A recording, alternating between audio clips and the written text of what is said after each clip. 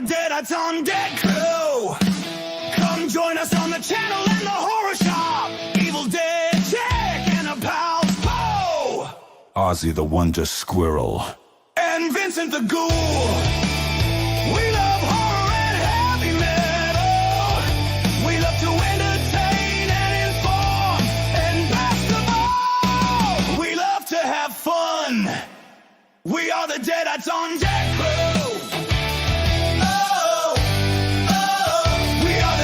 On deck crew.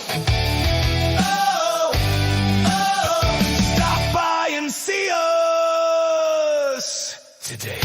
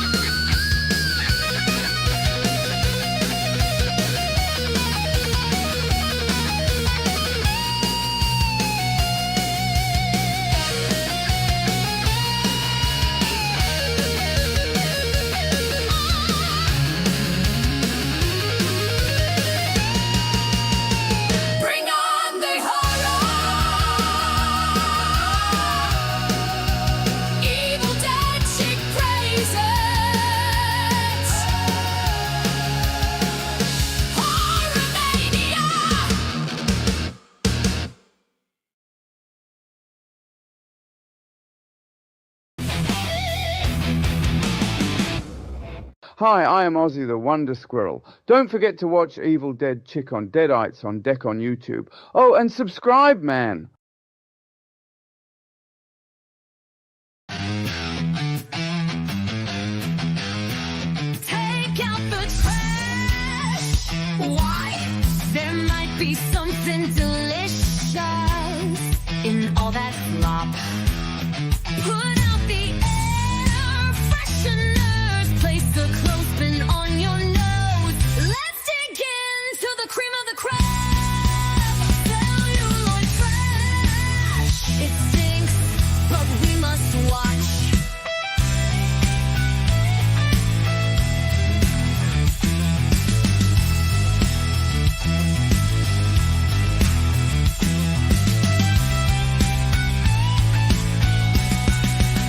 Celluloid trash. It stinks, but we must watch.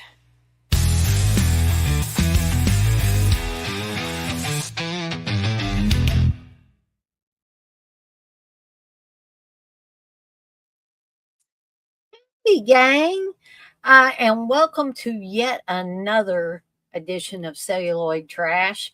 We're going to get started with these two movies, Grotesque from 1988 and Hack-O-Lantern. Hey, Tom. Hey, the poet. Hey, kids. Hey, Hope.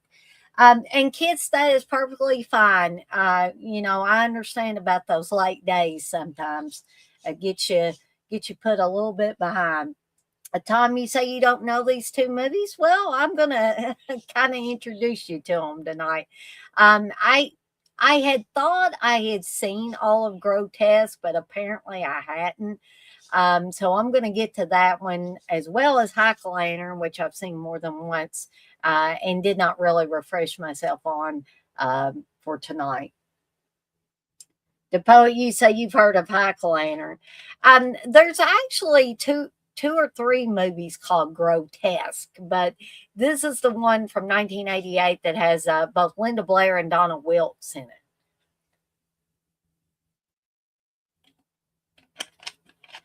Ooh, tacos, kids. That sounds good. Actually, I made a pot of spaghetti today for me and Steve's dinner. Um, but before we get into the movies, I, of course, want to get some housekeeping stuff out of the way. Of course, there will be the second part of the 1920s for Horror Mania tomorrow night, starting at 8 p.m. Eastern Time. I know I don't have the promotion up right now, but I should be getting that up there shortly, hopefully by tonight. But we've got some more Insomnia Cure coming up. More They're All Messed Up. Who knows what else I'll have? I may surprise y'all with something on Friday. I hope that many of you guys and gals have seen that I put up for a future movie munchies for March for the Killer Clowns Cotton Candy Cocoons, which is going to allow you guys to, one, see my process for making this flavored popcorn. And also, I thought it might be something kind of light and springy, not necessarily Easter-esque, but springy in any event. And, you know, I'm really eager to try this out. I'm actually going to put it in the packaging that I'm going to be offering this flavored popcorn in, so that you guys and gals can see that as well. And also see the process that I'm going to be taking to create some of this flavored popcorn. So hopefully y'all have seen the promo that I've got out for that. We had two shows last night, two live streams, one for my path to becoming a positive renegade. And also we had a Evil Dead Chicks Top 10 talking about top 10 things that burn my bacon about modern horror. And I think we had a good discussion last night for that. And I want to thank everybody that was able to come out for the live stream, but also people maybe that didn't get to join when I was live, that you watched it later. I appreciate that as well. Don't forget to subscribe, to like, to share. You can share one of two ways, by word of mouth, or you can do like Kit suggested. You can pick a video from my channel that you especially liked, and you can share that out, and you can tag me in it at Deadites on Deck. All right. Or, you know, if you feel so inclined and you want to peruse the shop at deaditesondeck.com, see what I've got on there, or see if maybe you want me to do some custom work for you, I will do that as well. But be sure to visit deaditesondeck.com if you're at all interested in that. So, without further ado, we're going to go ahead and get to these movies. Now, the first one I did watch on Tubi, so you can watch this on Tubi if you would like. And you can watch it for free on there. But I don't actually have a physical copy of Grotesque. But there is Miss Linda Blair in the illustration being menaced by a crazy punk-like girl. And let me tell you something. This movie kind of ran like a regular horror movie or a revenge movie until the very end. And I was kind of disappointed at the end. And I'm going to tell why, you know, I'm going to have to tell the ending because I'm going to have to explain why I was a little disappointed in this. Because I was following it the whole way until it got to the end. And I was like, okay, you know, why? Why did you do this? Yeah, exactly, kids. You say, yeah, this one has one of those endings that's like, really? Linda Blair has had run ins with punks before. Yes, she has, the poet. Um, eh, with Savage Streets being the prime example. I will say that Savage Streets was a better film than Grotesque. But I'm going to warn you before I give away the ending. So if this is, now Tom said he didn't know these two movies. So if you don't want to know the ending, then I will warn you before I talk about that ending. That way you can step away or plug your ears or whatever you need to do. So this movie, um, like I said, for the majority of it, it's like your basic, horror slash revenge type of movie, because you have Linda Blair and her friend, played by Donna Wilkes, her friend Kathy in this movie, and they are going to her parents' house for a visit. Um, and they run afoul of these very vicious punks once on the road, and they want to pass them. And, you know, Linda Blair's character is trying to, get over on the side of the road so they can go past, but they almost forced them off the road. And one of the girls is hanging out the window saying, I'm going to kill you. I'm going to kill you. And it's like, why are they so angry? That's one question I have. Why are they so angry? But I guess you had to have these crazy, vicious punks for the majority of the movie to work. So they think they're rid of them, and then they see them again and they're broke down. And of course, Linda Blair pulls over, and what appears to be the main guy, Scratch, comes up to her car window, and he's like, ma'am, he said, our vehicle's broken down. Do you have any tools we can use? And she's like, no, because she remembers these people. And he said, well, can you roll down your window so I can take a look? And she's like, no. And she kind of leaves them stranded. So what she doesn't know is that these people, these punks, hey, Stephen, think that because Linda Blair's dad in the film, Mr. Kruger, they had some nods, I guess, to other horror films in this. Mr. Kruger, of course, being a nod to A Nightmare on Elm Street. But her father is a horror movie director, and he likes pranking, likes scaring people. And he does scare her friend Kathy more than once early in the visit. But the punks are under the impression that there is a lot of money there because he's a movie director, or there's drugs there because they've heard that there's some big secret that's being hidden in this house. So they make their way to the house, the punks do, and attack the family. And they kill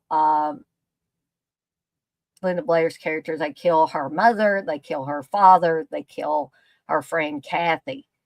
But we see that there's somebody that looks like they're deformed in some way, watching from a hidden room in the house.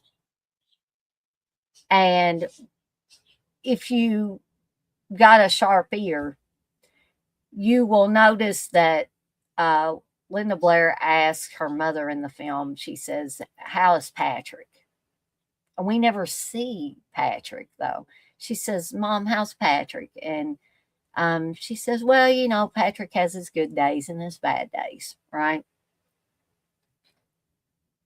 Tom, you said this movie would make a great remake. Remake the bad movies and make them into good movies. It would work. Oh, yes, definitely. And when I get to the ending part, I'm going to say that they probably could have left that out. If they had made this a straight revenge horror type movie, I think it would have been a lot better. I don't know why they tried to go this goofy route at the end. So the character that Linda Blair plays runs away, and she gets attacked, but then Patrick shows up, and Patrick kills off several of the punks at the house, breaks one girl's neck and stuff like that. And you think that at that time that Patrick is maybe the character Linda Blair plays, maybe it's her brother. But it turns out that no, it's not her brother, it's her cousin. So she is injured very badly. Her uncle had come to the house and found basically everybody dead, some of the punks dead, the family dead, all except Linda Blair's character. And they, Patrick, of course, is not around because he's went out in the woods and trying to kill the rest of the punks. And he comes upon what he thinks is Linda Blair's body, and he screams and stuff, and he tries to attack the last two punks, and the cops come with Linda Blair's uncle, played by Tab Hunter in the movie. And he says, don't shoot him. He doesn't want him to shoot Patrick. And they think that Patrick is a killer. So the cops shoot Patrick and kill him. Linda Blair's character is still alive. They take her to the hospital. But she's got a 50% chance of surviving. She doesn't survive. And the uncle is just, overrun with grief and wants revenge on those last two punks that murdered his family and caused his, what you think is his nephew. It turns out that Patrick was his son, and his son was mentally disabled and he was deformed. We find out that the uncle is also deformed, but he's his brother, who was the movie director, had created a face for him, and he rips it off at the end. And this is where it starts getting goofy. Okay. So Tom or anybody else that hasn't necessarily seen this movie, you might want to step away. I'll give you a few seconds to step away or plug your ears or whatever, because, I don't want to ruin it for you. Kids, you say, Patrick was just annoyed people were asking about him. He just wanted to be a person in the walls. Could be, and maybe they were making too much noise or something.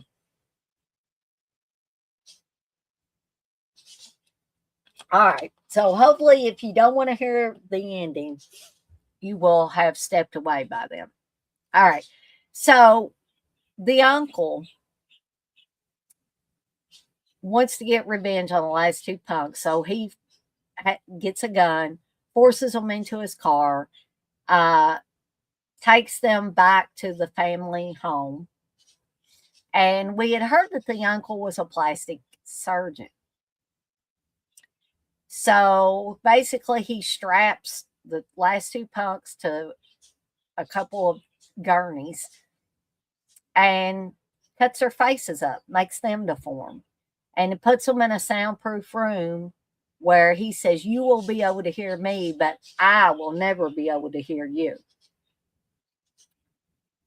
You like the delivery of this review, kids? It's like I'm getting lore about the people in town. Well, that's a compliment. I like that. At least you're not bored by it. So, as if that wasn't goofy enough,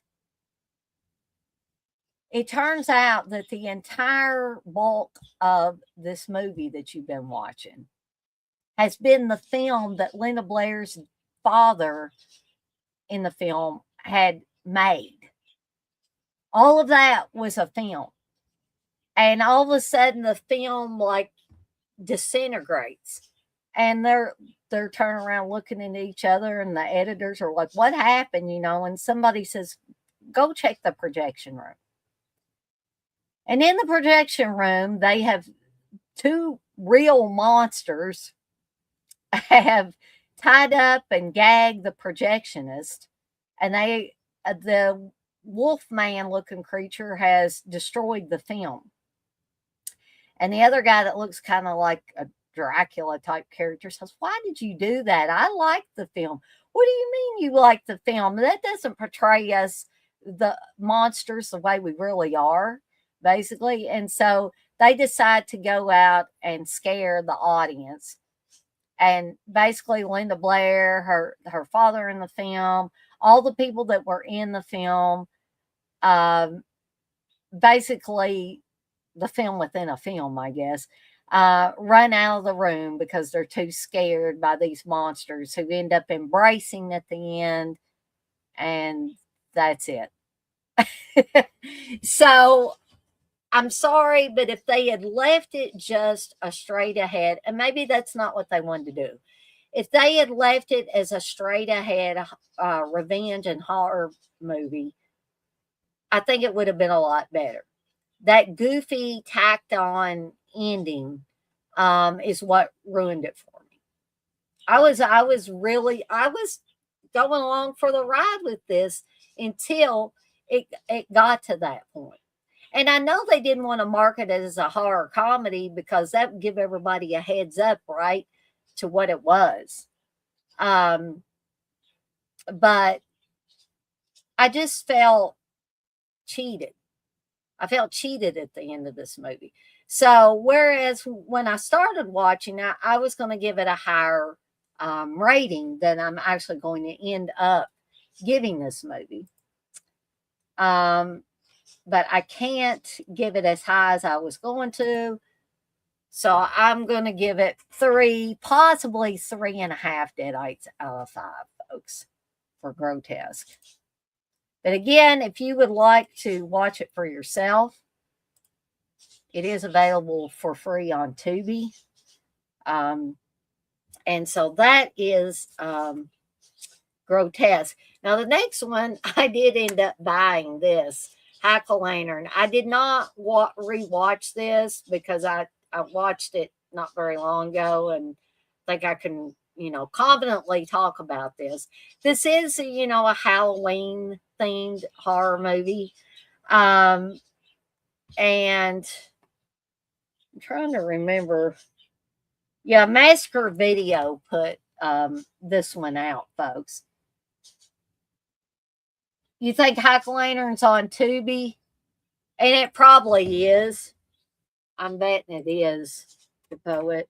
Let me just double check real quick.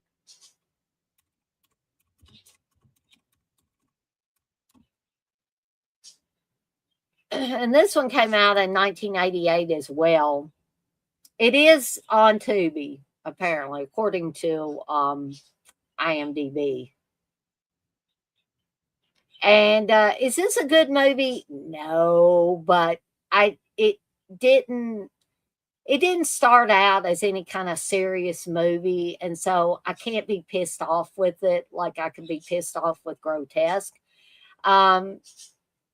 This sets out to be a bad movie. I don't think that they had any. They weren't trying to make a serious horror movie with this. I really don't think so.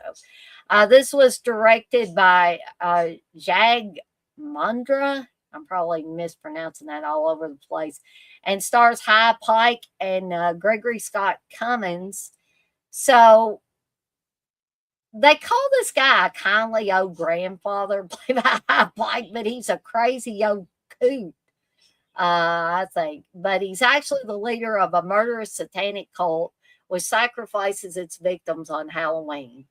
And we start out when Gregory Scott Cummins' character of Tommy is a young boy, and his grandfather pulls up with a truckload of hay bales, and pumpkins. And he's like, Grandpa, I want my pumpkin for Halloween. Oh, sorry, the poet. Yeah. Every time I open another tab, it sometimes causes me to freeze up. Sorry about that. Kids, you say, oh, this one, I haven't heard about this one in a long time. Tommy said never heard of it, so that's also a long time. Decent bad movie, yes, kids. I would agree with that. So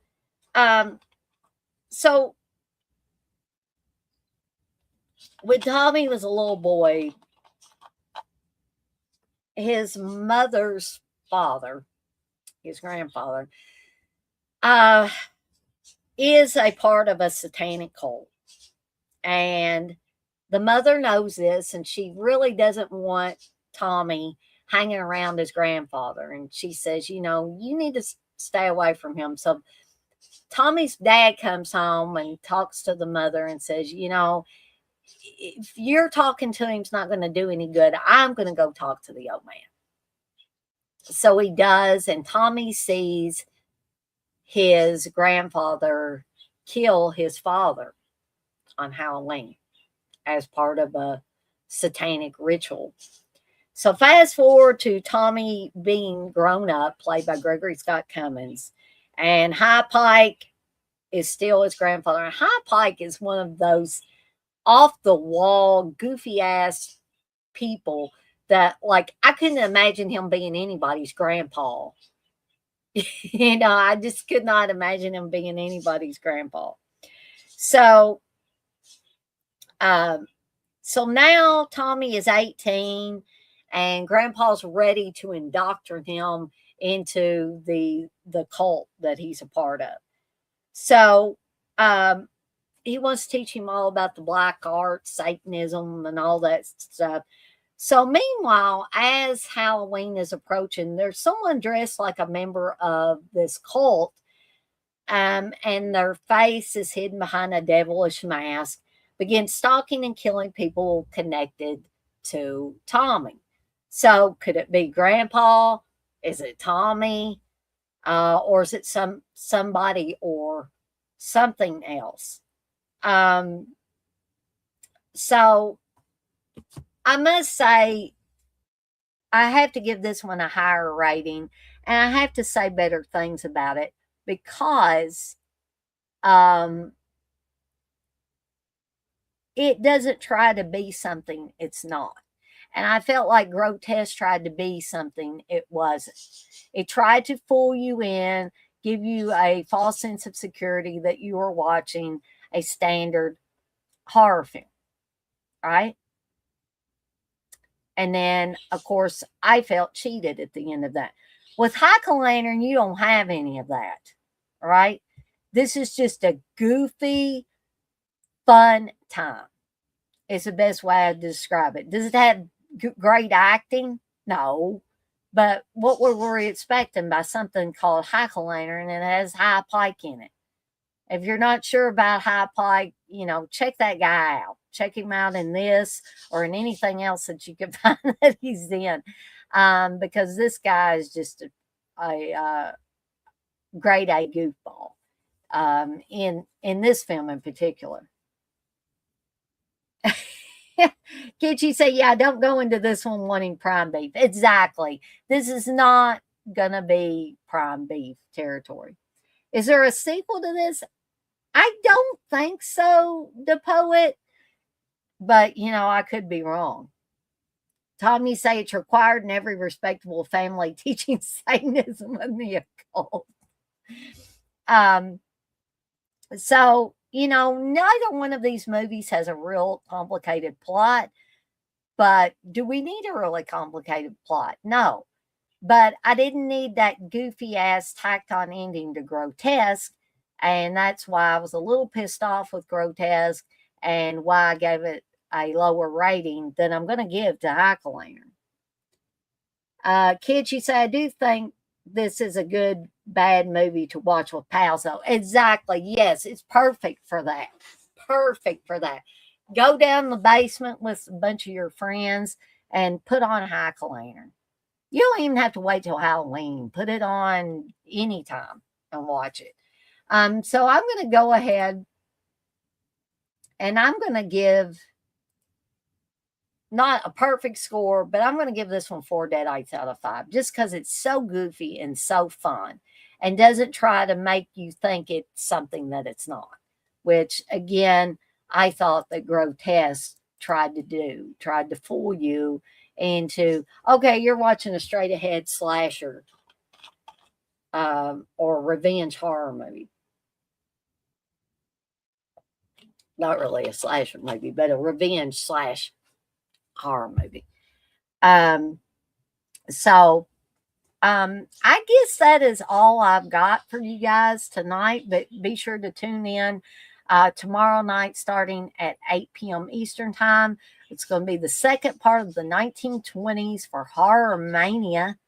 We're going to be talking about the next, I think, 4 movies. Hopefully I'll be able to watch all of them or at least talk about all of them if I can't find some of them to watch.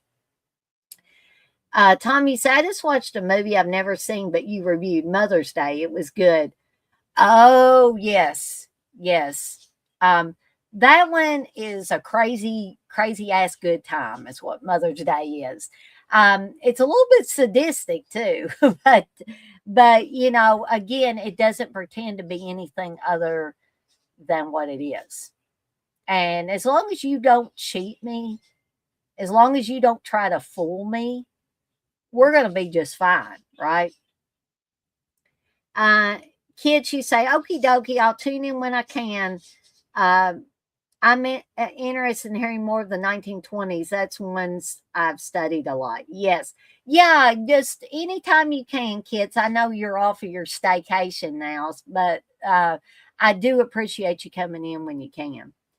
The poet, you say, Tom, which one? The original, not the remake, I hope. Oh, I didn't even ask because I think that I talked about the original. I don't think I talked about the remake. But we're going to be having that tomorrow night. We got some more Insomnia Cure, like I said, coming up on Wednesday. Some more They're All Messed Up coming up on Thursday. And I might throw in here something special for Friday.